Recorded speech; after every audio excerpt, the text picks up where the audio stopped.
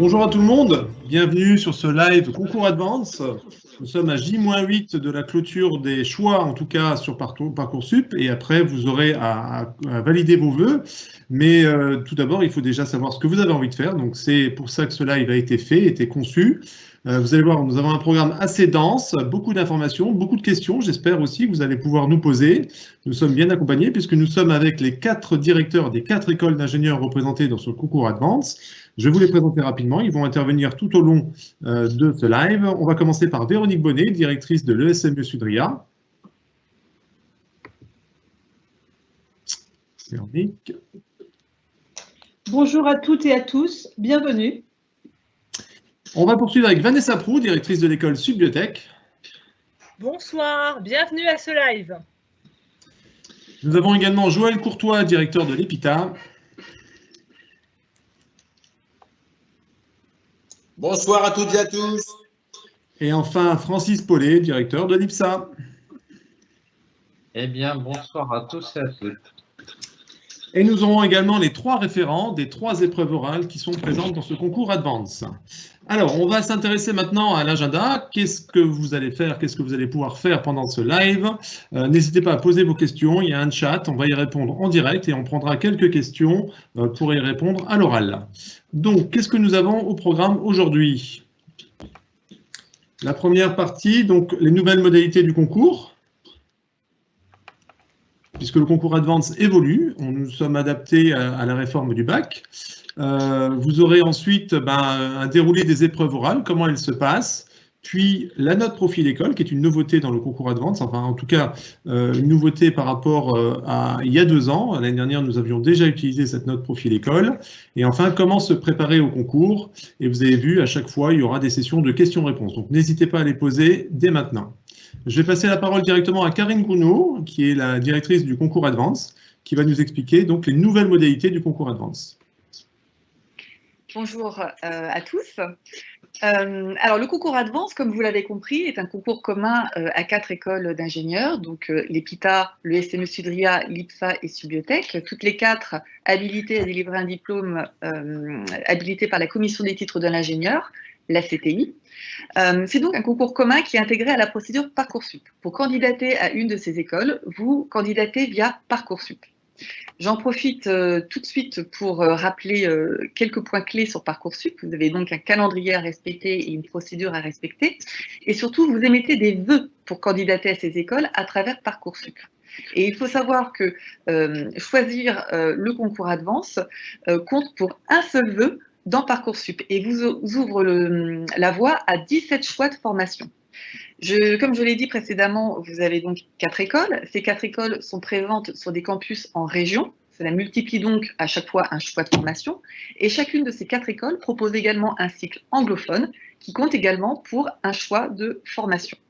Donc, à travers votre candidature Parcoursup, le concours Advance compte pour un seul vœu, je le répète, et vous ouvre la possibilité de postuler à 17 formations différentes. Alors, tout de suite, au niveau des modalités, comme l'a dit Emmanuel en introduction, le concours Advance s'est transformé. Vous êtes plus que concernés par la réforme du baccalauréat. Nous avons donc repensé le concours et adapté ce concours à la réforme du baccalauréat. Alors, on a décidé d'ouvrir le concours à tous les candidats de la voie générale, quel que soit leur choix de spécialité. Et à nous ouvrir nous-mêmes donc à des profils différents que des profils de purs scientifiques. En effet, on cherche des candidats curieux, ouverts, s'intéressant à plein de choses, avec des valeurs éthiques, sachant communiquer. Et en cela, accueillir des candidats qui ont fait un choix de spécialité qui ne soit pas exclusivement scientifique nous paraît très intéressant.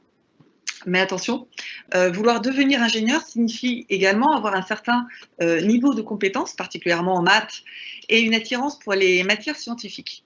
Donc, bien entendu, nous allons regarder à travers notre sélection les compétences des candidats. Il s'agirait encore une fois de mettre en échec personne l'année prochaine, a fortiori s'il ne s'agit pas de candidats purement scientifiques. Mais nous allons encore plus qu'avant prendre en compte le profil et la personnalité des candidats. Donc, les compétences d'un côté, c'est très important, mais aussi l'humain qui est donc plus que jamais au cœur de notre sélection. Alors tout de suite, je vais vous expliquer comment ça se passe. Alors si vous êtes en terminale de la voie générale, le concours Advance se déroule en 3 étapes pour vous. Vous avez un premier volet qui est constitué d'un examen du dossier, qui prend en compte les notes de première et de terminale qui nous sont communiquées directement sur Parcoursup, ainsi que les notes du baccalauréat disponibles. On va regarder également, encore une fois, on va prendre en compte à travers les notes de bulletin, notamment les notes de spécialité, encore une fois, quelle que soit la spécialité, mais également les notes d'anglais. En revanche, on va également regarder les spécialités et attribuer un bonus aux candidats qui ont choisi de conserver 2 spécialités scientifiques en terminale. On a choisi en effet de valoriser les profils scientifiques, même si bien entendu, le concours reste ouvert à tout le monde. Le deuxième volet du concours Advance est constitué d'épreuves orales au nombre de 3 pour les terminales de la voie générale, mathématiques, anglais et synthèse et motivation. Chacune de ces 3 épreuves est d'une durée de 30 minutes. Les mathématiques ont un coefficient 4, l'anglais un coefficient 3 et la synthèse et motivation est dotée d'un coefficient 7. Donc vous voyez à travers ces épreuves orales qu'on aura deux épreuves matières qui vont nous permettre d'évaluer et de continuer d'évaluer les compétences. On a le dossier pour cela, mais également ces 2 matières orales. Et on a également une 3e épreuve qui est donc l'épreuve reine de cette série d'épreuves, synthèse et motivation, dotée encore une fois d'un coefficient 7, qui nous permet d'évaluer le projet des candidats, leur motivation et leur profil. Alors, je n'en dis pas plus sur ces 3 épreuves, puisque plus tard dans l'agenda, nous avons les référents et des jurys d'épreuves orales qui vont vous en parler largement et vous prodiguer des conseils. Je m'arrête donc là. Le 3e volet de la note profilée du concours Advance est ce qu'on appelle la note profil école, qui est basée sur les éléments non scolaires du dossier Parcoursup. On va regarder comment ça va se passer très concrètement. Les écoles vont réunir leur jury et vont regarder avec attention le dossier Parcoursup de chacun des candidats. Et croyez-moi, ça fait un certain nombre. Donc, on va regarder quoi? Le projet de formation, la fiche à venir, les appréciations des enseignants, vos activités, centres d'intérêt, votre sens de l'engagement, etc. Et là, encore une fois, je m'arrête là, car cela fait partie, ça va largement être expliqué au cours de ce live. Alors, néanmoins, je tiens quand même à apporter une précision. Autant l'examen de dossier doté d'un coefficient 1 est une note commune qui sera valable pour toutes les écoles du concours Advance. Idem pour les épreuves orales qui, elles, sont dotées d'un coefficient 2. Ce sont des notes uniques qui seront prises en compte par toutes les écoles du concours Advance. En revanche, la note profil école, coefficient 2, est une note propre à chaque école. Ça signifie quoi? Ça signifie qu'à la fin, vous aurez un rang différent dans le classement de chacun des écoles, mais également, vous pourrez être classé dans le classement d'une des écoles et pas dans l'autre. Je vais faire ensuite un focus sur ce que l'on appelle les grands classés, qui ne concernent que les terminales de la voie générale. Alors, au niveau de l'examen de dossier, donc rappelez-vous, je vous ai expliqué ce sur quoi on se basait, on va établir un premier classement. On va regarder les candidats qui ont gardé 2 spécialités scientifiques, dont mathématiques, et on va fixer un certain seuil, et on va déclarer tous les candidats au-dessus de ce seuil grands classés. C'est-à-dire qu'ils recevront une proposition d'admission de chacune des écoles du concours Advance qu'ils ont choisies dans leur vœu. On va dispenser ces grands classés des épreuves orales de matière, c'est-à-dire mathématiques et anglais. En effet, leur dossier est tellement bon qu'on n'a pas besoin d'aller plus loin dans l'évaluation de leurs compétences scolaires. En revanche, on va leur demander de se présenter à un entretien de synthèse et motivation pour justement vérifier que leur projet, leur profil est complètement en adéquation avec les écoles, là où les écoles visées. On va voir tout simplement si on se convient mutuellement. En revanche, quelle que soit l'issue de cet entretien de motivation, qu'il faut plus prendre comme un avis, ça ne changera en rien leur statut de grand classé, ni même leur rang.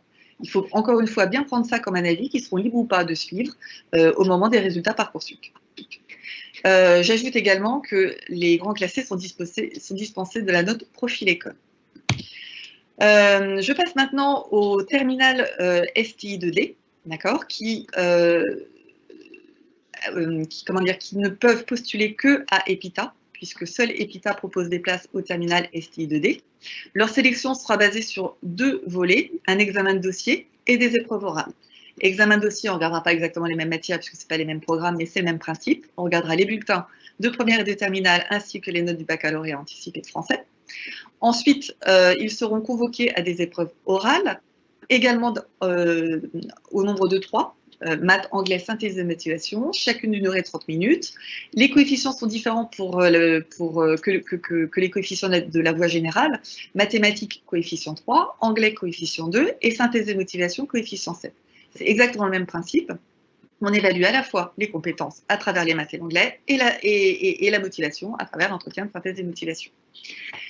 Pour les terminales de la voie STL, donc là encore, toutes les écoles du concours Advance ne proposent pas des places au terminal STL. Seul Subiotech, sur son campus de Paris et de Lyon, en propose. C'est la même chose que pour les terminales STI 2D, 2 volets, examen de dossier, doté d'un coefficient 2, épreuve orale, dotée d'un coefficient 2 également. Alors attention, les épreuves orales sont au nombre de 4, mathématiques, biochimie, biologie, anglais et synthèse de motivation.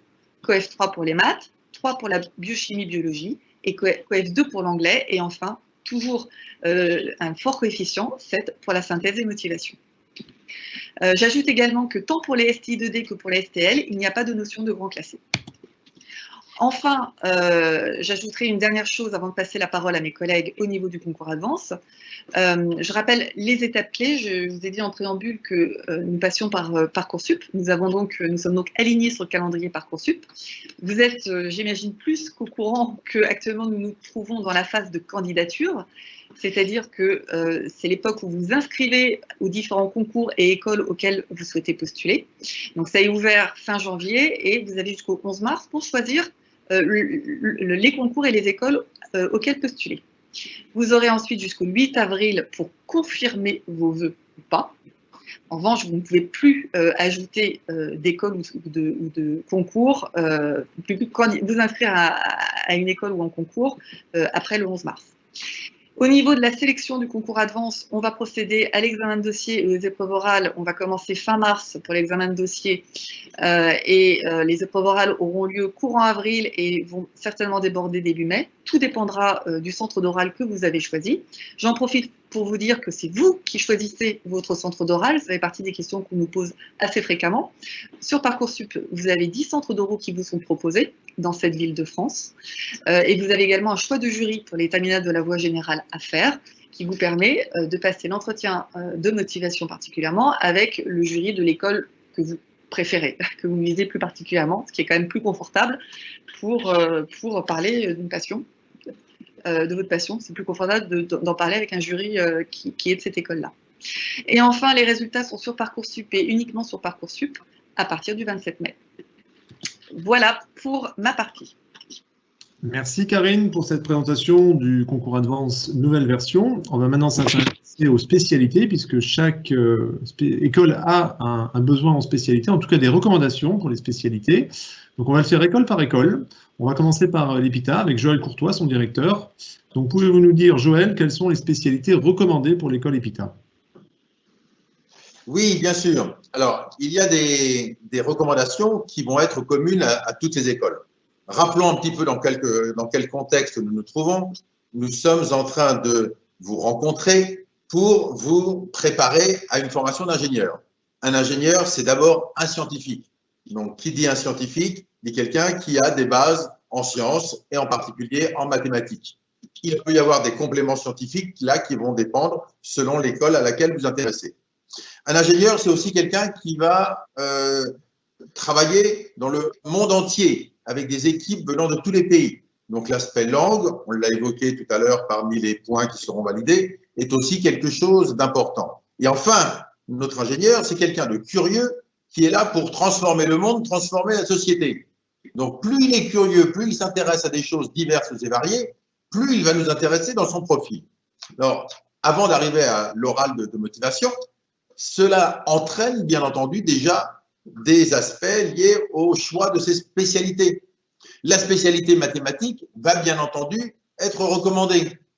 La réforme du baccalauréat a été conçue pour que tous les profils puissent s'orienter vers tous les types de métiers. Donc, cette spécialité n'est pas obligatoire. En revanche, vous allez être testé sur le niveau de la spécialité mathématique. Vous n'êtes pas forcé de l'avoir fait, mais vous allez être testé sur ce niveau. Ça va effectivement vous faciliter les choses si vous l'avez suivi. Il y a également une option, que vous avez peut-être suivie cette année en terminale, une option de mathématiques expertes. Vous n'allez pas être interrogé sur le programme des maths expertes.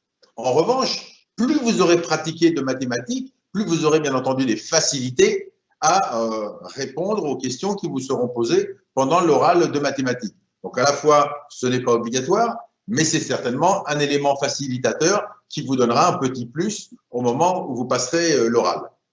Au-delà de cette base mathématique qui est la base un peu de toutes les sciences, eh bien, nous allons regarder si vous vous êtes intéressé à d'autres domaines scientifiques, sans vous contraindre à un choix particulier.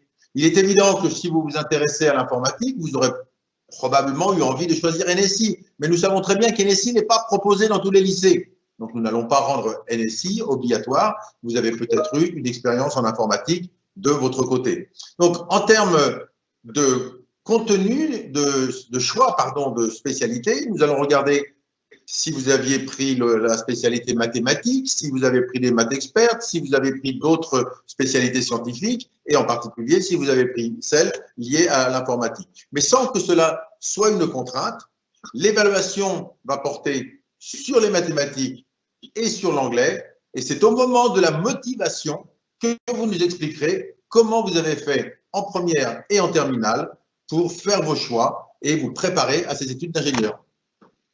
Voilà. Merci Joël. Alors, ça c'était pour l'EPITA. On va maintenant s'intéresser à l'ESME Sudria avec sa directrice Véronique Bonnet. Oui, alors l'ESME Sudria, c'est l'école généraliste du concours Advance. Donc, c'est une école qui va avoir un très large socle commun de connaissances, mais c'est évidemment aussi une école d'ingénieurs. Donc, ce socle commun de connaissances, il va être constitué pour une grande partie de sciences et de technologies. Donc, ce qui explique qu'effectivement, pour intégrer le SME, nous recommandons aussi d'avoir choisi la spécialité mathématique en première et de l'avoir conservée en terminale. Donc ça, c'est la première recommandation que nous faisons. Et puis, pour les autres recommandations, avoir une deuxième spécialité scientifique ou technologique, quelle qu'elle soit, c'est un très bon point de départ pour nous pour intégrer le SME, puisque dans notre formation, nous allons aborder vraiment un large domaine de sciences. Et donc, tout le monde fera à l'ESME de la physique, tout le monde fera évidemment de l'informatique, tout le monde fera des sciences de l'ingénieur, tout le monde fera aussi un peu de sciences du vivant, pas forcément de la biologie, mais une compréhension des sciences du vivant. Et pour ceux qui veulent aller plus loin, il y a un parcours en biotech qui permettra aussi de faire de la biologie. Donc, en fait, la particularité de cette école, c'est vraiment la très grande ouverture et le très large choix de domaines auxquels elle ouvre. Et ça explique qu'en termes de recommandations, nous sommes aussi très larges sur les recommandations. Donc, vraiment, ce qu'il faut retenir pour intégrer le SME, c'est d'avoir gardé les mathématiques en première et en terminale et d'avoir des bonnes compétences de base en sciences, quel que soit le domaine scientifique. Donc, que ce soit NSI, que ce soit sciences de l'ingénieur, que ce soit physique, chimie ou SVT, nous vous recommandons d'avoir gardé une deuxième spécialité scientifique en terminale que vous avez forcément aussi choisi en première. Voilà, ce sont ça les recommandations de l'ESME. Après, tout ce qui va alimenter le projet de l'élève et nous montrer ses capacités à réussir dans une formation scientifique de haut niveau, évidemment, vient compléter et appuyer le dossier, notamment l'option maths experte, qui est un vrai plus, mais qui n'est pas une obligation, ni une option sur laquelle on va sélectionner. c'est-à-dire que ça va pouvoir apporter un bonus à votre dossier, notamment lors de l'entretien, et puis ça va forcément aussi vous faciliter les choses quand vous serez dans l'école. Voilà, donc une école qui a une recommandation très très large. Merci Véronique pour ces précisions. On passe maintenant à l'IPSA avec Francis Paulet. Pour l'IPSA, eh bien, on va retrouver les fondamentaux de l'aéronautique et du spatial. Hein. On a besoin de mathématiques, sinon l'avion tombe par terre. On a besoin de physique, on a besoin évidemment de tout ce qui porte sur les métiers de l'aéronautique, c'est-à-dire deux grands chapitres. D'une part, la structure, c'est-à-dire les matériaux, c'est-à-dire la propulsion, c'est-à-dire l'aérodynamique. Donc là, j'ai besoin vraiment de beaucoup de physique. Et de l'autre côté, c'est tout ce qui concerne l'intelligence avion, c'est-à-dire l'électronique, l'informatique et puis le cyber. Et donc, on préconise vraiment de retenir mathématiques, physique, chimie. J'ai vraiment besoin de ces deux spécialités. Évidemment, si vous avez fait du numérique, eh bien, vous aurez des cours complémentaires en physique-chimie. Et si vous avez fait des maths expertes, eh bien là encore, comme l'a dit tout à l'heure Joël Courtois, eh bien, ça permet de dégager du temps pour aller s'attacher à des projets, pour aller travailler sur d'autres secteurs. Et donc, c'est bon à prendre. Si vous en avez la capacité, faites-le. Merci Francis. Et enfin, on termine avec Subbiotech et Vanessa Proust, sa directrice. Très bien, donc c'est vrai que je vais rejoindre mes collègues sur les recommandations générales concernant les formations d'ingénieurs. Après, pour Subbiotech, nous sommes une école spécialisée dans les biotechnologies et les biotechnologies représentant la valorisation de tout le monde vivant pour répondre finalement à des besoins de l'homme dans son quotidien. Pour valoriser le monde vivant, on a besoin de tous les outils scientifiques, donc les mathématiques, la physique, la chimie, l'informatique. On n'a pas seulement besoin uniquement de connaissances en sciences vivantes. C'est pourquoi à Subbiotech, on va recommander sur la terminale plusieurs combinaisons de spécialités. Voilà, on a finalement les mêmes recommandations que le classe préparatoire BCPST. Donc, on va recommander de garder 2 spécialités scientifiques en terminale parmi les 3 prises en première, donc soit mathématiques, physique, chimie, soit mathématiques, SVT. Enfin voilà, de faire 2 sur 3. Et si jamais vous ne gardez pas l'aspect maths en terminale, nous, on vous recommande fortement dans ces cas-là de prendre l'option maths complémentaire. Toutefois, je souhaite rassurer les participants. Nous avons conscience que nous allons accueillir à la prochaine rentrée un public hétérogène de néo-bacheliers avec ces recommandations multiples. Donc, on a prévu à Subbiotech des remises à niveau selon la matière scientifique qui vous manquera en terminale. Voilà, on a prévu des remises à niveau en format numérique ou présentiel selon la matière pour faciliter en fait votre intégration dans le cursus de Subbiotech. Donc, on va vraiment prendre en compte la diversité de vos profils avant de nous rejoindre. Donc, ne stressez pas. Merci Vanessa, merci à tous les directeurs pour ces précisions. On va pouvoir prendre maintenant quelques questions. Alors, elles sont nombreuses, hein, on y répond directement à travers le chat. Des questions sur la stratégie quant au choix du jury. On a pas mal de questions. Donc, une question de Thomas, par exemple. J'ai choisi un jury ESME, mais je suis également intéressé par l'EPITA. Est-ce que cela m'handicape pour éventuellement rejoindre l'EPITA? Le fait de choisir un jury plutôt que quand on est intéressé par plusieurs écoles. Qui peut répondre? Peut-être Joël ou Véronique? Moi, je veux bien répondre. Si vous avez choisi un jury ESME, effectivement, du coup, c'est quelqu'un de l'ESME qui va vous recevoir pour faire passer cet entretien. Mais l'entretien considère en fait votre projet dans sa globalité et évidemment non. Ça ne vous handicapera pas pour intégrer l'EPITA. La note de motivation que vous allez avoir, elle sera d'autant plus forte que vous êtes motivé pour rentrer dans plusieurs écoles du concours. Donc, c'est une plus grande preuve de motivation. Donc, a priori, c'est plutôt un point positif d'hésiter entre plusieurs écoles du concours. Donc, ne vous inquiétez pas. Et les jurys sont bien formés. Et nous, ce qui nous intéresse, quelle que soit l'école, c'est d'avoir des élèves qui sont heureux d'intégrer l'école qu'ils vont intégrer et qui vont s'investir dans leurs études. Et c'est ça ce qu'on cherche. Et quand on fait passer un entretien à un candidat, voilà, c'est ces qualités-là ou cette motivation-là qu'on recherche, quelle que soit l'école qu'il souhaite intégrer. On ne vous en voudra pas. Beaucoup de questions concernant le lycée d'origine aussi, pour savoir si le lycée d'origine est pris en compte dans les notes qui sont données dans le concours Advance. C'est une question classique.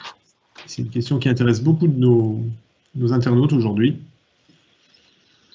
Écoute, on peut les rassurer. Oui, on prend. D'abord, on connaît très bien nos lycées, on connaît très bien, on a beaucoup de contacts, ça commence déjà comme ça. Hein. C'est pas le fruit du hasard. Et c'est vrai que si certains lycées notent sévèrement, nous, on connaît et on sait comment le prendre en compte. Je pense qu'il faut rajouter un petit élément, Francis, si tu permets, c'est que nous avons tenu à faire des épreuves orales pour permettre à tout élève d'être mis sur un même pied d'égalité. Quel que soit le lycée d'où vous venez, quelle que soit la région, quelle que soit la ville, quelle que soit la classe, même quelquefois dans le lycée, vous allez tous passer les mêmes épreuves orales dans toute la France et vous allez donc tous être remis sur un même pied d'égalité sur les points qui nous importent le plus, vous l'avez compris, de mathématiques et de langue. Donc, pas d'inquiétude sur ce point-là.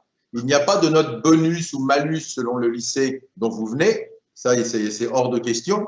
Mais bien entendu, au moment de cette orale, nous allons comparer la note de cette orale avec celle que vous avez dans votre lycée, de façon à pondérer les effets de certains qui pourraient noter trop largement ou trop durement. Voilà, vous êtes tous remis sur un même pied d'égalité. Alors, une autre question, peut-être pour Karine Gounod, la directrice du concours. Est-ce qu'on est automatiquement convoqué à partir du moment où on s'inscrit au concours Advance ou est-ce qu'on peut être recalé avant? Alors, effectivement, c'est une question qui revient de manière récurrente. Alors, il n'y a pas de notion d'admissibilité au concours Advance. Tout le monde peut défendre sa chance. D'accord? Donc, encore une fois, à partir du moment où vous postulez au concours Advance, oui, vous aurez un examen de dossier et quelle que soit la note de dossier, vous serez convoqué à des épreuves orales. La seule comment dire, exception, c'est ce dont j'ai parlé précédemment, à savoir les grands classés. Mais encore une fois, les grands classés, c'est plus une admissibilité positive et ça concerne une très faible partie des candidats, environ 5%. Donc oui, tout le monde peut défendre sa chance, tout le monde sera convoqué aux épreuves orales, à l'exception peut-être des candidats qui ont un très bon dossier, qui sont une petite minorité, qui seront convoqués, comme je l'ai dit précédemment, uniquement à un entretien de synthèse et motivation. Donc, pas de notion d'admissibilité. Alors, aussi, beaucoup de questions sur les grands classés. Y a-t-il un seuil pour être grand classé? Comment est-il calculé? Alors, absolument, il y a un seuil qui change chaque année, puisqu'on adapte par rapport au profil des candidats. Alors, on va établir un premier classement sur la base de ce que j'ai dit tout à l'heure, hein, de la note de dossier, et on ne va regarder que les candidats qui ont conservé 2 spécialités scientifiques, dont mathématiques, et on va établir ce seuil. Je vous ai dit tout à l'heure que ça serait probablement aux alentours de 5%, et donc ce seuil sera déterminé par rapport à ça. C'est des candidats, comprenez bien, qu'on n'a pas besoin d'évaluer plus en avant au niveau de leurs compétences, puisqu'on les dispense des épreuves de maths et d'anglais. Donc on doit être certain que le fait de leur donner une admission presque d'office ne les mettra pas en péril l'année prochaine. Donc c'est vraiment d'excellents dossiers. Voilà.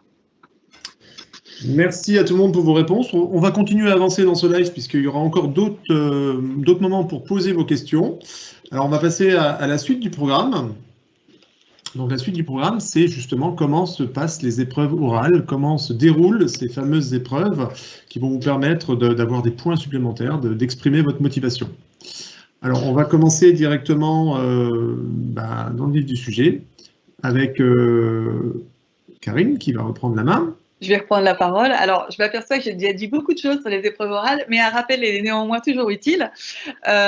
Donc, elles sont au nombre de 3 pour les terminales de la voie générale et SI2D et de 4 pour les terminales en STL, d'une durée de 30 minutes chacune. Et vous avez donc 2 types d'épreuves, à la fois des épreuves pour évaluer vos compétences et des entretiens pour évaluer votre projet et votre motivation. J'en profite pour dire que vous serez convoqué à ces épreuves orales par email, donc guettez bien votre email de convocation. Et je vais donc passer tout de suite la parole à Werlia Arkoun, qui va vous expliquer comment se déroule l'épreuve de mathématiques. En effet, à travers ce live, on s'est rendu compte que vous aviez légitimement tous beaucoup de questions sur le déroulé de ces épreuves orales qui sont pas forcément, que vous n'avez pas eu forcément beaucoup d'occasions de faire des épreuves orales. Donc, on a décidé en fait de vous expliquer comment ça se déroulait précisément, quel était l'esprit de ces épreuves orales et quels conseils on pouvait vous donner. Donc, Werdia va commencer par vous parler de l'épreuve orale de mathématiques. Donc, Werdia est enseignante-chercheuse en biostatistique à Subiotech et elle est également référente de mathématiques au nom du concours Advance. Je laisse donc la parole à Werdia. Merci Karine. Donc, bonsoir à tous et à toutes et bienvenue à ce live. Alors, je vais commencer par la durée de l'épreuve orale de maths qui sera de 25 minutes exactement. Et nous, les professeurs, disposerons de 5 minutes pour remplir votre livret d'évaluation. Donc, la durée sera sur un total de 30 minutes, en effet. Donc, votre accueil sera assuré par le professeur de maths qui veillera à vous rassurer et à vous mettre en confiance. Alors, pour le déroulement, donc il vous sera remis un classeur contenant des thèmes d'entretien que l'on va devoir vous proposer. Donc, le candidat peut éliminer un certain nombre de thèmes sur lesquels il ne sera pas interrogé. Alors, par exemple, les années précédentes, en 2019, on avait proposé 8 thèmes et le candidat choisit 6 thèmes parmi les 8 proposés. Et puis, pour chacun des thèmes retenus, correspondra un exercice de 10 à 12 minutes pour le traitement duquel vous disposerez d'un stylo et d'un brouillon. Donc, on est d'accord, ça ne sera pas vraiment un oral, ça sera un échange en même temps, oui, mais vous allez rédiger vos réponses sur un brouillon. Et maintenant, on abordera justement la question sur les programmes. Alors, sur quel programme vous serez interrogé lors de l'épreuve orale de maths? L'aspect maths ou l'option mathématiques complémentaire. Alors, comme vous pouvez le voir dans ce tableau, donc les connaissances et compétences évaluées en mathématiques seront celles attendues pour chacune des écoles. Pour les 4 écoles d'ingénieurs, l'oral des mathématiques sera basé sur le programme de la spécialité mathématiques. Cependant, pour les candidats souhaitant postuler uniquement à Subiotech, et qui n'ont pas suivi la spécialité mathématiques en terminale, une autre épreuve de maths est organisée sur le programme de l'option mathématiques complémentaires. Donc, je précise que cette possibilité n'ouvre l'accès qu'à Subiotech et pas aux autres écoles d'ingénieurs. Et comme vous pouvez le voir aussi pour les candidats ayant 2 épreuves, ils seront convoqués à des créneaux spéciaux plus longs. Et dans ce cas, la durée de l'oral de maths sera doublée et passera ainsi de 30 minutes à 1 heure. Alors maintenant, pour les critères d'évaluation. Donc, on se basera sur 3 critères. Donc, en gros, l'épreuve de maths servira tout particulièrement à évaluer d'une part votre maîtrise des savoirs disciplinaires liés au programme de terminale et vos capacités de dérouler un raisonnement, le conduire et l'exposer de manière claire et rigoureuse. Alors, la répartition de la note attribuée se fera par référence à la résolution d'exercice. Donc, pour ce critère, l'attribution des points sera en fonction si le candidat résout l'exercice avec ou sans aide. Le deuxième critère, c'est la connaissance du cours associé, donc très important. Donc, ce critère-là, donc au thème retenu, à savoir notamment la maîtrise des notions de base du cours associé. Et le tout dernier critère, c'est vous serez aussi évalué sur votre rapidité de la résolution de l'exercice. À la fin de cet entretien-là, vous serez raccompagné à la salle de départ pour suivre vos prochains entretiens. Alors, quelques conseils. Alors, le premier conseil que je pourrais vous donner, c'est de travailler, n'est-ce pas? Donc, de s'exercer. Donc, par votre investissement, il faudrait atteindre le niveau de connaissance exigé aux épreuves du bac. Alors, votre motivation et votre bonne préparation doivent vous permettre d'y arriver, d'évacuer votre stress et de ne pas paniquer avant l'épreuve. Je pourrais aussi vous conseiller de consulter, travailler, s'exercer avec nos ALAL Advance qui sont à votre disposition en ligne. Ce sont des sujets d'entraînement pour les différentes spécialités ou options.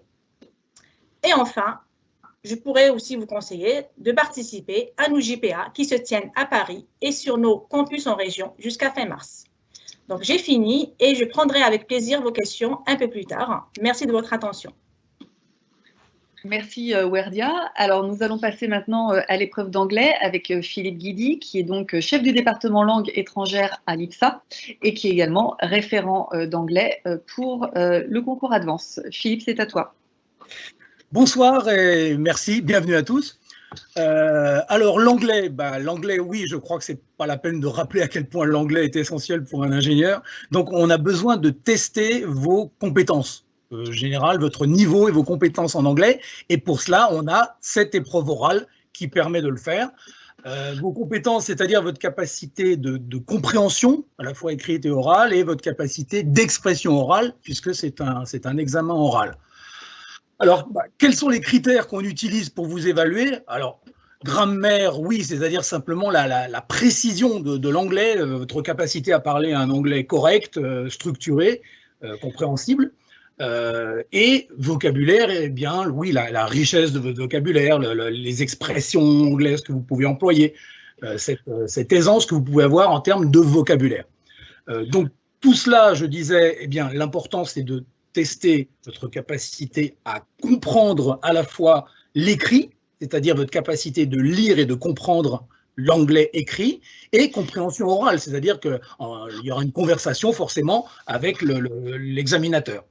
Et ensuite, tester votre expression orale, c'est-à-dire votre capacité à être à l'aise, à parler, à avoir une prononciation correcte et compréhensible, etc. Donc tout ça dans une épreuve qui est prévue de 30 minutes. Bon, en fait, le test, l'examen, lui, dure en gros 20-22 minutes, le temps d'examiner un petit peu tout cela. Alors, dans le détail, comment ça se passe? Quelles sont les différentes épreuves que vous allez avoir à passer? Slide suivante, s'il vous plaît. Voilà, slide. Voilà, merci. Donc, 4 parties. Ça se déroule en 4 parties. Tout d'abord, présentation. Il faut que vous ne soyez pas stressé. Il faut que vous soyez à l'aise pour pouvoir parler l'anglais, je dirais, avec plus de simplicité. Donc, pour ça, eh bien, on va faire une petite séance d'échauffement, de warm-up, avec des petites questions simples et tout, pour vous faire parler et vous mettre en confiance. Ensuite, on veut tester votre capacité à lire correctement l'anglais. Et pour cela, le seul moyen de le tester, c'est de vous faire lire à voix haute. Donc, pendant 1 minute, vous aurez un petit paragraphe et on vous demandera de le lire à voix haute. Alors, on pourra y glisser des chiffres, des dates, des choses comme ça, pour voir de quelle manière vous êtes capable de comprendre et de restituer la lecture d'un texte. Ensuite, eh bien, les 2 grandes parties, donc, c'est tout d'abord la compréhension écrite. Donc ça va durer 7-8 minutes. Compréhension d'un texte. Alors pour cela, on vous fera tirer au sort un texte. Alors un texte court, ça sera de l'ordre d'une demi-page, moins d'une page. Vous aurez 5 minutes pour préparer et ensuite on vous demandera simplement de faire une synthèse, de restituer les idées principales pour voir ce que vous avez compris du texte et comment vous êtes capable de le restituer en vous posant des questions éventuelles. Tout ceci en anglais, bien sûr. Et ensuite, eh bien, il y a l'épreuve d'expression orale à proprement parler, qui elle aussi durera 7-8 minutes. Donc cette fois, on vous fera tirer au sort un thème. Vous aurez plusieurs thèmes, vous pourrez tirer un thème. Sur le thème que vous aurez, il y aura 3 questions posées. Alors je vais vous donner un exemple. Le thème, ça pourrait être la 5G. OK ? Vous pourriez avoir 3 questions. La 5G est-elle une révolution numérique? Quelles sont les principales applications nouvelles apportées par la 5G? Quels sont les avantages et les inconvénients? Voilà. C'est simplement pour structurer votre discours. L'important, c'est que vous parliez. Alors là, vous aurez 2 minutes pour le préparer encore, 2 minutes obligatoires. Et ensuite, on vous demandera de vous exprimer. Vous n'êtes pas obligé de répondre aux 3 questions. Simplement, on veut tester de quelle manière vous êtes capable de parler de ce sujet pendant quelques minutes et d'en débattre, d'en discuter avec l'examinateur. Voilà. Alors, comment se préparer à tout ça? C'est de l'anglais, donc il faut lire de l'anglais, il faut écouter de l'anglais. Donc, bien sûr, les films, les séries avec sous-titres en anglais ou pas de sous-titres. Je conseille aussi d'écouter les infos, les news. Une chaîne que je conseille beaucoup, c'est France 24 in English, parce que ce sont des infos françaises en anglais et donc compréhensibles. Voilà, tout ce que vous pouvez trouver comme moyen pour vous préparer, pour être à l'aise en anglais. C'est pas une épreuve sur des thèmes spécifiques. Les textes que vous allez tirer, ça peut être une anecdote, une histoire, un extrait de livre, une petite lettre, un email. Donc c'est pas des sujets très précis, mais il faut, voilà, on veut tester votre capacité générale à comprendre et à vous exprimer en anglais. C'est tout. Voilà, je crois que j'ai terminé. Merci. Merci Philippe. Alors nous allons maintenant passer à l'entretien de synthèse et motivation avec Benjamin Deprost, qui est responsable des humanités et du parcours management à l'ESME Sudria. Benjamin, je te laisse la parole. Merci Karine, bonjour à toutes et à tous. Donc Benjamin Deprost, effectivement responsable des humanités et du parcours management à l'ESME Sudria. Et à ce titre, je fais passer des entretiens de synthèse et de motivation depuis 7 ans déjà. Donc je vais vous donner quelques petits tuyaux pour bien le réussir. Alors ça ne vous aura pas échappé, l'entretien s'appelle synthèse et motivation. Il y a donc 2 volets, un volet synthèse, et je vais commencer par celui-ci, et je finirai par le volet motivation. Le volet synthèse, c'est la synthèse de votre dossier Advance. Dedans, nous aurons vos notes de mathématiques et d'anglais du concours.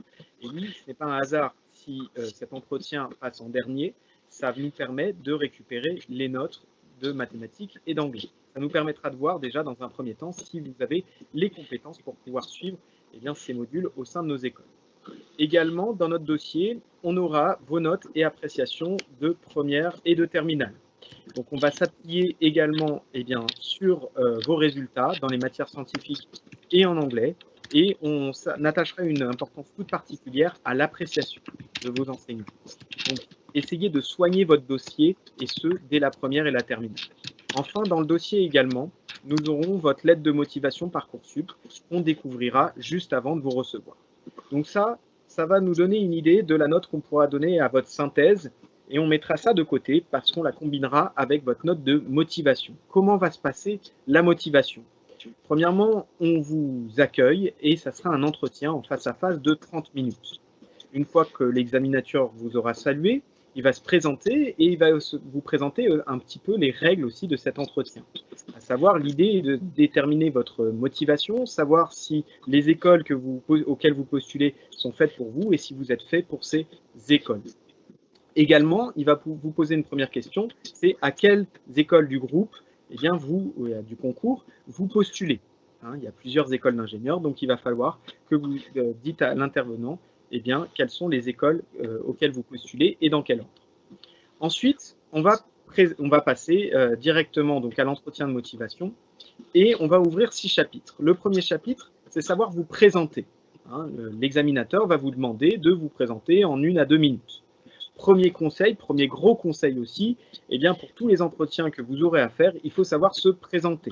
Alors, savoir se présenter, vous pouvez commencer par votre nom, votre prénom, votre âge, la formation que vous suivez, les spécialités que vous avez choisies et pourquoi vous êtes là en face de nous. Profitez de cette tribune pour pouvoir montrer déjà votre motivation à rejoindre les écoles auxquelles vous postulez. Premier conseil. Ensuite, deuxième chapitre, on va ouvrir le chapitre du monde de l'ingénieur. On va vous poser la question, qu'est-ce qu'un ingénieur à vos yeux? Pourquoi vous avez envie d'en devenir un? Dans quel domaine? C'est pas grave de ne pas savoir dans quel domaine, mais encore faut-il le dire. Est-ce que vous avez déjà fait des projets d'ingénieur tout au long de votre vie? Est-ce que vous avez déjà fait des travaux en équipe? Est-ce que vous suivez les actualités dans le domaine d'ingénieur qui vous intéresse? Donc là encore, un petit conseil, n'hésitez pas, juste avant cet entretien, à vous renseigner, à vous mettre à la page des différentes actualités dans le domaine d'ingénieur qui vous intéresse. Le troisième chapitre qu'on va ouvrir, c'est le chapitre de l'école ou des écoles auxquelles vous postulez. Il va falloir que vous nous disiez comment vous les connaissez, ces écoles. Est-ce que vous avez participé à des salons, à des journées portes ouvertes? Est-ce que vous avez suivi un live advance, par exemple, pour en savoir un petit peu plus? Voilà, toutes ces choses-là montrent un petit peu votre motivation. Également, il va falloir la connaître un petit peu. Renseignez-vous. Au-delà des journées portes ouvertes, allez aussi sur les sites des écoles pour savoir un petit peu quels sont les programmes qu'elles proposent et quels sont leurs atouts. Parce qu'on va vous poser la question, pourquoi vous postulez à ces écoles ou à cette école plutôt qu'à d'autres? Et là, il faut que vous ayez des connaissances en main pour pouvoir nous expliquer pourquoi vous préférez venir dans nos écoles plutôt que dans d'autres écoles d'ingénieurs. Donc, encore un petit conseil, renseignez-vous bien, allez sur les sites, allez nous rencontrer en physique ou en numérique. Quatrième chapitre qu'on va ouvrir, vos résultats scolaires. Comme je vous l'ai dit, l'examinateur aura étudié un petit peu votre dossier, vos notes en première et en terminale. Ce sera l'occasion ici, si vous avez notamment un trou d'air, d'expliquer pourquoi vous avez eu finalement de moins bons résultats à telle ou telle période. Également, ce sera l'occasion aussi de voir si vous êtes cohérent avec ce que vous voulez postuler. Si vous êtes effectivement, si vous avez des facilités dans les matières scientifiques et en anglais, bien entendu, vous serez mieux placé pour pouvoir rejoindre nos écoles. Le cinquième volet, c'est également, et ce n'est pas le moins important, c'est votre personnalité. On a beaucoup insisté là-dessus. Ce qu'on attend, ce n'est pas simplement des profils ingénieurs, c'est aussi des profils curieux, c'est aussi des personnalités. On souhaite que vous ayez aussi des activités extrascolaires en dehors des matières scientifiques et des autres matières que vous aurez tout au long de l'école. Là aussi, un autre conseil que j'ai à vous donner, c'est renseignez-vous sur les différentes associations, sur la vie associative des écoles. Pourquoi? Parce que très souvent, il se peut que votre hobby, que votre passion soit représentée au sein de l'école, que ce soit une passion sportive, que ce soit une passion artistique, mais également une passion humanitaire, une passion scientifique. On a plein d'associations, donc renseignez-vous sur la vie associative. Le sixième et dernier chapitre, c'est qu'on va vous laisser la parole pour une dernière question. Généralement, l'examinateur vous dit « l'examen est terminé, est-ce que vous avez des questions à nous réserver ?» Là, c'est toujours bien de préparer une ou deux questions sous le coude pour pouvoir les poser à l'examinateur à la fin de l'entretien. Une fois qu'on en a terminé, l'examinateur vous fait comprendre donc que c'est la fin de cet entretien et donc la fin du concours Advanced Oral. On vous souhaitera bien entendu une bonne continuation, on vous raccompagnera et on passera au dossier du candidat suivant. Voilà, si vous avez des questions à poser, n'hésitez pas, je serai ravi d'y répondre.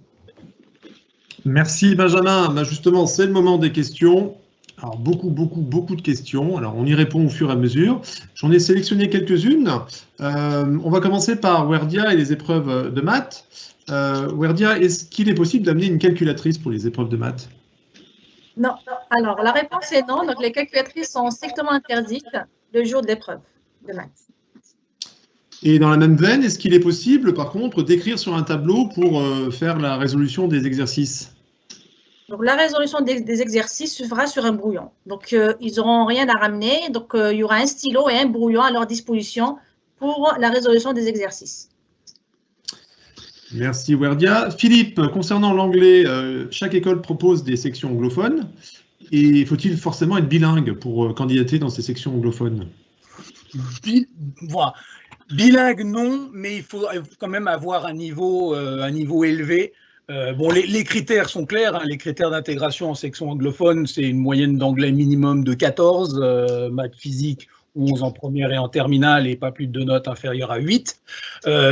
Après, sur l'anglais, il est certain que l'examinateur d'anglais, justement, aura une attention toute particulière et en particulier déterminera si le candidat qu'il a vu est ou pas, à son avis, apte à entrer dans une section anglophone. Il faut quand même être très, très à l'aise puisque tous les cours sont en anglais dès le début, dès la première année en section anglophone.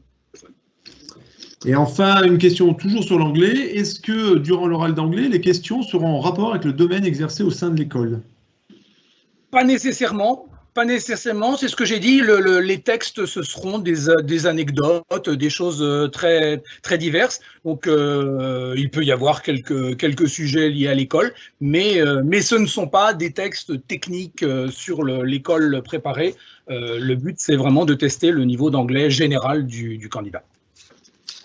Merci. J'ai 2 questions pour Benjamin également. Lors de l'entretien de motivation, est-il possible d'apporter un support ou des documents comme des livres ou des cours qui permettent d'appuyer notre passion? Mais oui, pourquoi pas, hein, vous pouvez bien entendu. Alors certaines personnes ramènent aussi certains brevets qu'ils ont pu passer à droite ou à gauche, certains certificats. certains candidats ramènent aussi des CV pour pouvoir nous les montrer. Eh bien, pourquoi pas, hein, vous pouvez tout à fait rapporter ces documents qui appuient votre motivation. Alors, concernant la motivation, il y a aussi la lettre de motivation qu'il faut faire pour le dossier Parcoursup. Comment est-ce qu'on fait une lettre de motivation lorsqu'on est candidat pour 2 écoles, alors qu'il y a une seule lettre de motivation? Est-ce qu'il faut mentionner l'école préférée? Enfin, est-ce que vous avez des conseils pour cette lettre de motivation? C'est une excellente question. C'est une excellente question. Alors, effectivement, si on vise une école en particulier, eh bien, dans ce cas-là, enfin, si on a vraiment une très forte préférence, il vaut mieux, effectivement, on va dire, colorier la lettre de motivation vers cette école. Maintenant, si vous êtes encore assez indécis sur les écoles que vous souhaitez rejoindre, eh bien, dans ce cas-là, parlez simplement des écoles du groupe Advance ou une école d'ingénieurs en règle générale et restez assez large sur le type d'école que vous souhaitez rejoindre. Alors, une question pour Vanessa Prou de Subiotech, notamment concernant les STL. Est-ce que ce sont les mêmes épreuves orales pour les STL? Alors non, les épreuves orales pour les mathématiques et l'anglais sont adaptées au programme DSL, enfin surtout pour les mathématiques, ce n'est pas le même programme qu'en terminale générale. Pour l'anglais, il peut y avoir des sujets repris, hein, puisqu'on est sur une culture générale en anglais, il peut y avoir certains textes qui sont repris. Par contre, pour les maths, on suit vraiment leur programme, donc ils se rassurent. Madame Harpoun pourra compléter si besoin. Par contre, et enfin, ce qui concerne l'oral de motivation, les principales questions vont être reprises. On va s'intéresser effectivement à l'intérêt de l'élève. Peut-être qu'on précisera après pourquoi avoir choisi un cursus STL. Par exemple, on s'intéressera un peu plus au cursus actuel de l'élève. Voilà. Et peut-être préciser aussi qu'il y a un 4e oral pour les STL qui est sur la biologie et la biochimie. Oui, voilà. Et pour les personnes, les candidats qui n'auraient pas gardé cette spécialité en terminale, il faudra effectivement qu'ils révisent un peu de manière autonome avant l'oral, puisqu'on n'interroge que sur le programme de cette spécialité. Et quelques questions d'ordre plus général. Pour Joël Courtois de l'EPITA, est-ce que tous les campus EPITA, et c'est une question qui est valable pour toutes les écoles, proposent les mêmes programmes? Oui, tout à fait. Les campus proposent des programmes strictement identiques, à tel point que les évaluations qui ont lieu chaque semaine sont les mêmes, faites le même jour, à la même heure. En gros, il n'y a qu'un seul campus avec des classes plus ou moins éloignées les unes des autres. Merci. Une question pour Véronique Bonnet. J'aimerais accéder à l'ESME, mais j'ai peur que mon dossier soit trop faible. Y a-t-il un seuil moyen à avoir en maths ou en physique? Il n'y a pas de seuil moyen. Par contre, si le dossier est faible, eh bien, il va falloir défendre ses chances au niveau des autres épreuves. Donc, effectivement, si votre dossier scolaire il est faible et que vos notes de lycée sont faibles, ça veut dire que sur la première note, ben, vous allez perdre des points, puisque c'est une note qui est calculée en fonction de vos notes de dossier. Après, vous pouvez regagner des points sur la deuxième série d'épreuves, qui est la note orale. Donc, en préparant bien l'oral de mathématiques, l'oral d'anglais et l'oral de synthèse et motivation, où vous pouvez déjà vous préparer à nous expliquer pourquoi vos notes sont moyennes et que malgré cela, vous avez envie de vous engager dans des formations d'ingénieurs. Donc, il faudra nous convaincre, en fait, de votre capacité à réussir malgré ces notes qui sont pas excellentes au lycée. Et puis, il faudra aussi bien soigner la candidature, la manière dont vous allez remplir votre dossier Parcoursup, puisque ça aussi, si vous le faites bien, ça peut encore vous faire gagner des points. Donc voilà, vous ne serez pas éliminé parce que vous avez des notes trop faibles en maths et en physique, ou je crois que c'était ça la question. Oui. Par contre, il va falloir effectivement nous convaincre malgré cela que vous avez la capacité à suivre et réussir dans une école d'ingénieur. Merci Véronique. Et une dernière question pour Francis concernant l'IPSA. Dans mon vœu, j'ai sélectionné plusieurs écoles, même toutes les écoles, mais mon vrai vœu est de rentrer à l'IPSA. Comment est-ce que je peux le faire savoir dans ma candidature? Eh ben, évidemment, il y a la lettre de motivation et puis au moment de l'oral, c'est aussi l'occasion de le souligner. D'une manière générale, on fait très attention à la motivation, quelle que soit l'école. La motivation, c'est extrêmement important. Hein, il faut travailler pendant 5 ans, donc on va pas faire d'un aviateur un biologiste ou d'un biologiste un informaticien. Donc rassurez-vous, mettez bien en avant l'école que vous voulez intégrer et nous, on fera en sorte que la réussite au concours se traduise par l'accès à l'école de votre choix. Merci pour toutes ces réponses. On va passer à la suite du programme. On va s'intéresser maintenant à comment est attribuée la note profil école, qui est une nouvelle note dans ce concours Advance. Et on va regarder en détail donc comment on va l'attribuer. Alors, cette note profil école, elle est attribuée par chaque école.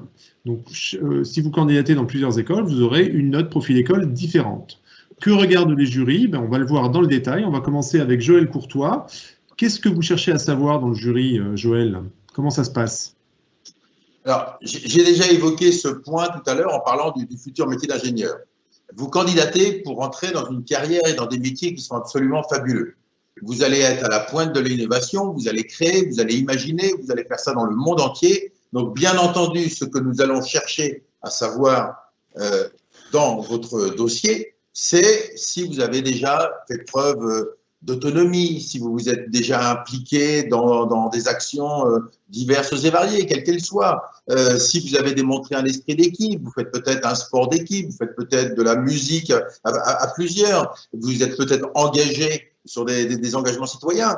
Donc, partout, on va aller regarder dans votre dossier et on nous dit souvent, oh là là, avec 7, 8, 9 000 candidats, les dossiers, ça ne sert à rien, vous n'avez pas le temps de les regarder. C'est faux. Il y a toute une armée d'enseignants qui sont mobilisés pour l'occasion et nous allons ouvrir vos dossiers, nous allons les regarder et nous allons voir si vous avez exprimé des éléments qui nous permettent de reconnaître justement une connaissance de l'école ou une connaissance du domaine, un esprit d'équipe, un sens de l'engagement, votre ouverture pour travailler vers le monde entier. Et tous ces éléments-là, nous allons les chercher à travers des éléments de votre dossier que nous allons relister l'un par un juste après. Merci. Alors justement, sur Parcoursup, il y a une rubrique qui s'appelle Activité centre d'intérêt. Vanessa, en quoi est-elle importante lorsqu'on candidate dans une école d'ingénieur? Eh bien, comme on l'a déjà évoqué plusieurs fois précédemment, un ingénieur, ce n'est pas juste quelqu'un qui a des bonnes connaissances scientifiques, c'est aussi un savoir-être associé pour être ingénieur au quotidien et dans le monde du travail. Et du coup, les informations que vous allez mettre dans les rubriques activités et centres d'intérêt sur Parcoursup vont être extrêmement révélatrices de votre savoir-être. En fait, derrière, nous, on va pouvoir en tirer des conclusions sur vos qualités, vos compétences pour rejoindre nos écoles. Comme l'a déjà évoqué M. Courtois, le fait de faire un sport collectif montre une capacité à travailler en équipe, à partager, à communiquer. Le fait également, par exemple, de faire un sport un peu plus individuel, comme le tir à l'arc, admettons, là, ça dénote beaucoup de concentration, de calme, de gestion du stress. Voilà, donc du coup, participer également à des expériences humanitaires, ça montre voilà, une grande générosité, un sens du partage. Donc vraiment, prenez le temps de bien renseigner ces activités et sachez que d'une manière générale, quelque chose que vous faites dans votre quotidien en dehors du lycée, ça vous est utile pour vous, pour grandir dans votre savoir-être et dans vos qualités. Donc voilà, ayez confiance en vous et partagez avec nous votre intimité, si je peux me permettre. Enfin, voilà, donnez-nous des informations sur vous parce que vous serez des hommes et des femmes dans chaque école à part entière. Voilà. Merci Vanessa. Francis, il y a déjà une note dossier. Pourtant, dans la note profil école, on va de nouveau s'intéresser au bulletin et à la fiche à venir. Est-ce que vous pouvez nous en dire un peu plus ? Alors, en effet, plus on a de renseignements et mieux on se porte. Et il ne faut pas oublier que vous avez été dans vos lycées pendant plusieurs années. Et donc, nous, on écoute beaucoup ce qu'on nous dit. On regarde évidemment le sérieux de l'étudiant. Alors, on n'a pas besoin d'avoir des dieux vivants. Alors, évidemment, si des dieux vivants en maths veulent venir dans nos écoles, ce sera bienvenu, mais on cherche des gens sérieux, dynamiques, travailleurs, motivés, et tout ça, on arrive à le retrouver dans la fiche à venir. Donc c'est pour ça qu'il faut le prendre en compte. Hein. Un engagement, c'est très important. Hein. N'oublions pas qu'on a l'éthique de l'ingénieur. Donc l'éthique de l'ingénieur, eh bien, c'est bien du comportement et évidemment l'autonomie, la capacité à s'investir. On regarde déjà chez nos jeunes tout ce qui peut devenir intéressant pour un futur ingénieur, parce qu'un ingénieur, c'est d'abord quelqu'un qui maîtrise la technique, mais c'est surtout quelqu'un qui sait dynamiser une équipe, qui sait mener un projet, et donc ça va bien au-delà des simples maths et physique et informatique. Donc c'est très important. Évidemment, On va avoir également l'appréciation du chef d'établissement, hein. Professeur principal, c'est certain. Chef d'établissement, c'est important parce que ça permet d'avoir le niveau de la classe, hein. Ça permet également d'avoir une petite idée de la capacité du candidat à réussir. Ceci étant, on a déjà vu des jeunes qui n'avaient pas forcément une bonne fiche à venir et qui ont très très bien réussi. On peut avoir souvent lors de l'intégration de l'école de ses rêves, vraiment des profils qui permettent de s'épanouir. Donc, c'est très important. Une chose est certaine, quelle que soit l'école que vous choisirez, le bénéfice du doute va toujours à l'étudiant. Si on se dit on n'est pas sûr qu'il va réussir, on part du principe qu'il réussira. Merci Francis. Et enfin, dans cette note profil école, il y a un élément dont on a déjà parlé qui est le projet de formation, la lettre de motivation. Véronique, est-ce que vous pouvez nous repréciser vraiment les attendus de cette lettre de motivation? Oui, donc c'est dans cette partie du dossier que vous allez nous expliquer par écrit pourquoi vous postulez sur un concours commun à plusieurs écoles d'ingénieurs. Donc la première chose à faire, c'est de nous montrer à travers cette lettre que vous avez compris ce que c'était qu'un ingénieur. Donc d'argumenter sur les qualités que vous avez identifiées, qu'on attend quand on veut être ingénieur, et de nous donner quelques arguments, quelques exemples qui vous laissent penser que vous avez ces qualités pour devenir ingénieur. Donc les qualités, évidemment, c'est la curiosité, les qualités humaines, la curiosité scientifique, le goût pour les nouvelles technologies, et puis aussi un sens des responsabilités, une ouverture sur l'international. Voilà, donc tout ça, ce sont des qualités qui sont recherchées par toutes les écoles d'ingénieurs. Donc si vous postulez sur un concours d'école d'ingénieurs, votre projet de formation, il doit prendre un ou deux éléments parmi ceux que je viens de citer et nous expliquer pourquoi vous pensez répondre à ces critères. Et puis, c'est une question qui a été posée à laquelle on a déjà répondu. Effectivement, on va aussi rechercher si parmi les écoles du concours, il y en a une, deux, trois, quatre qui vous intéressent particulièrement. Donc, n'hésitez pas à citer les écoles qui vous intéressent et à mettre un petit mot, une petite phrase pour nous montrer que vous avez compris et que vous êtes renseigné sur chaque école. Ce qu'on arrive assez bien à détecter, c'est les projets de formation qui ont été écrits par une mère ou un père et qui sont standards et qui vont s'adapter à toutes les écoles et peut-être même des fois à toutes les formations. Ça ne fait pas gagner énormément de points. Donc, d'abord, soignez votre projet de formation. Pourquoi vous voulez être ingénieur, quelle que soit l'école d'ingénieur, plus une phrase ou deux pour cibler l'école ou les écoles qui vous intéressent. Voilà, c'est comme ça qu'il faut remplir cette partie du dossier projet de formation. Merci Véronique. On aborde déjà la dernière ligne droite de ce Live Advance. Donc, on a parlé du concours. Maintenant, il faut se préparer à ce concours. Donc, la meilleure façon de se préparer, on va la voir ensemble. On va vous offrir des solutions pour vous préparer. On va le voir avec Karine Gounod, la directrice générale du concours Advance.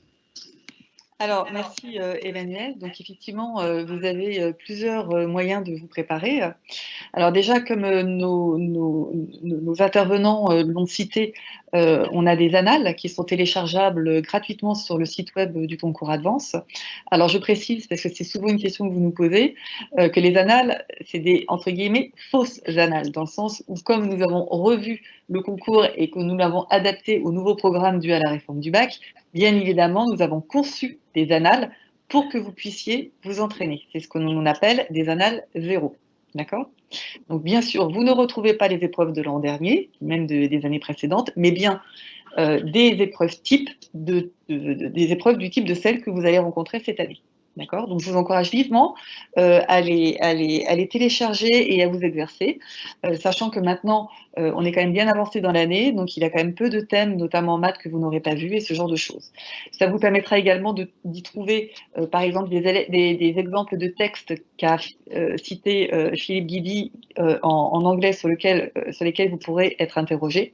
Donc, encore une fois, je pense que c'est complètement dans votre intérêt d'aller les consulter et de vous exercer. On a un autre dispositif qui s'appelle donc les journées de préparation au concours Advance.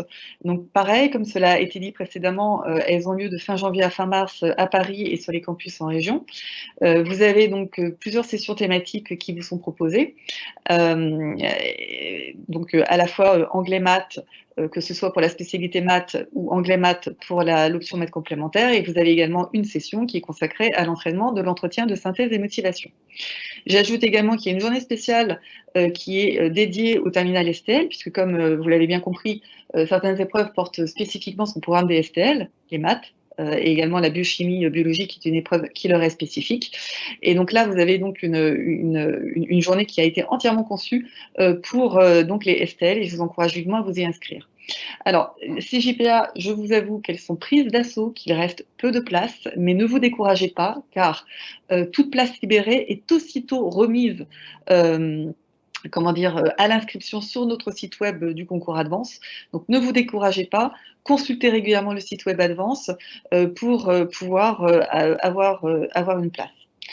Vous pouvez également vous inscrire sur le site web du concours Advance pour recevoir nos conseils.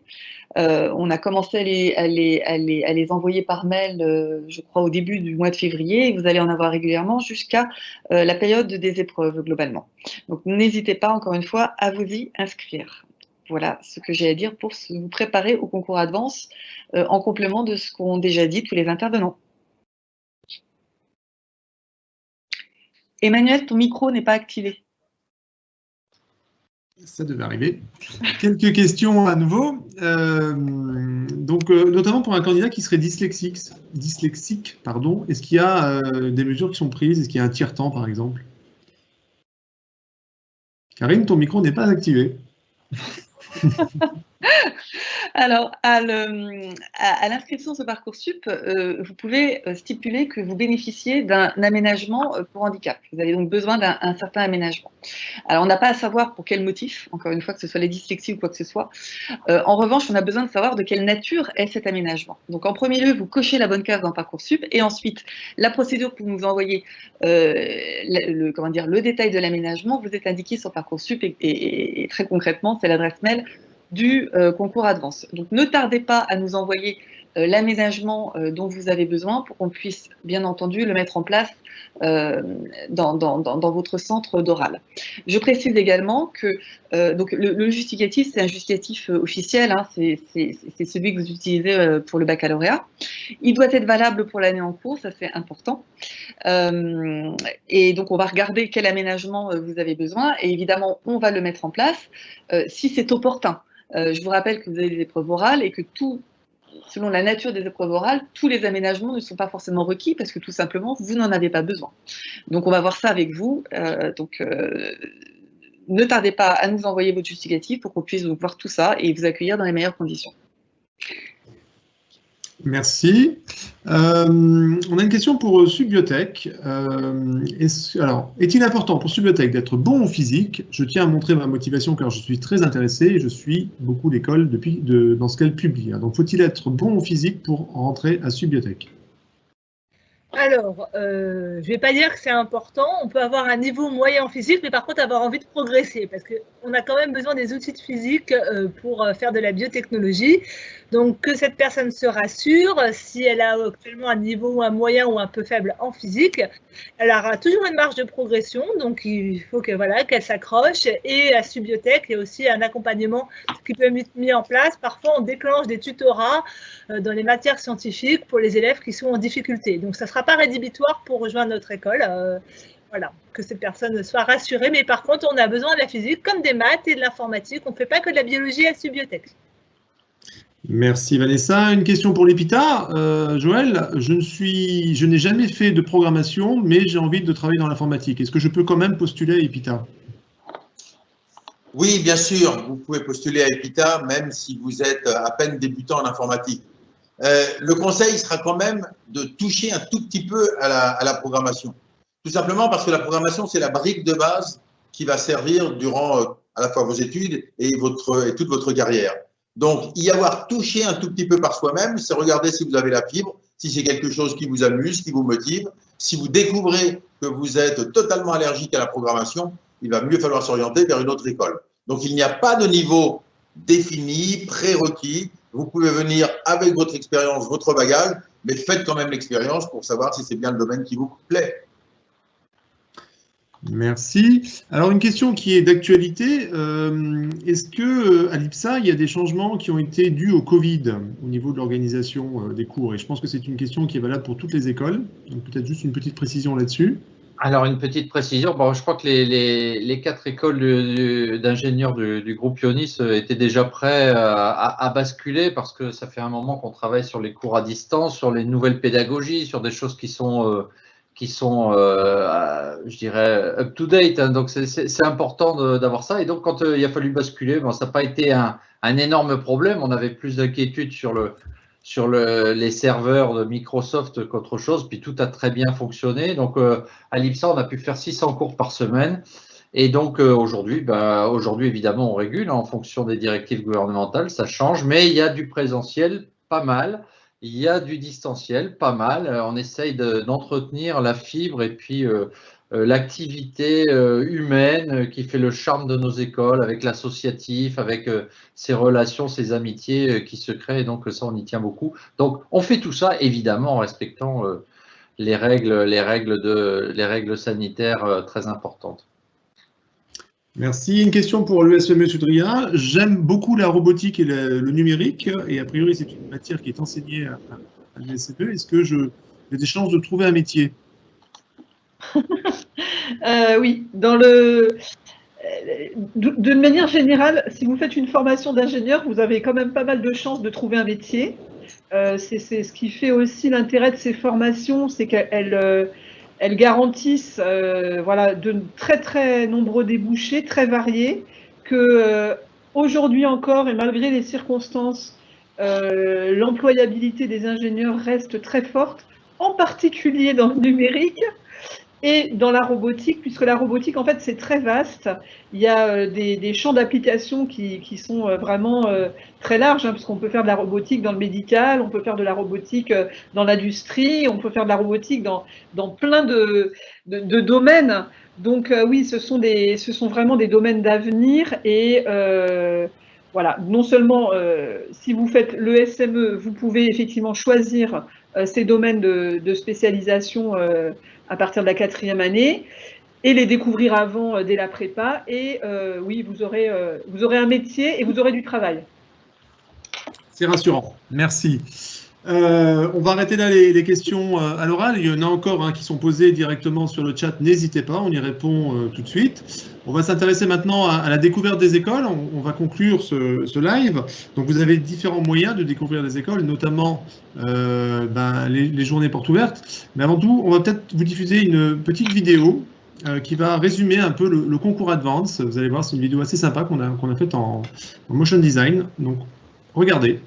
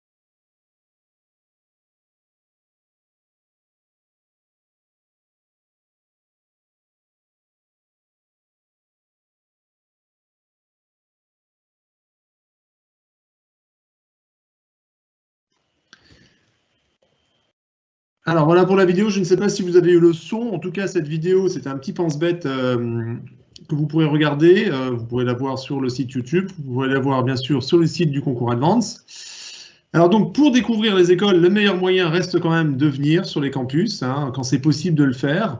Donc vous allez voir que les écoles organisent encore quelques JPO avant la fin de Parcoursup.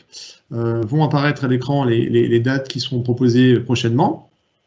Alors ces journées portes ouvertes, si elles sont organisées en présentiel et qu'on peut les maintenir en présentiel, bien sûr, on vous accueillera avec plaisir sur nos campus. Et si ce n'est pas le cas, on passera en une version à distance, puisque nous avons mis en place des plateformes qui nous permettent aussi de vous accueillir, même à distance. Donc je vous laisse découvrir les dates. Vous voyez que les campus différents de chaque école organisent des journées portes ouvertes, peut-être pas aux mêmes dates. Comme ça, tout le monde pourra en profiter. Alors, je précise également que ces journées portes ouvertes se font sur inscription. À cause du Covid, il faut qu'on puisse gérer le flux. Pardon.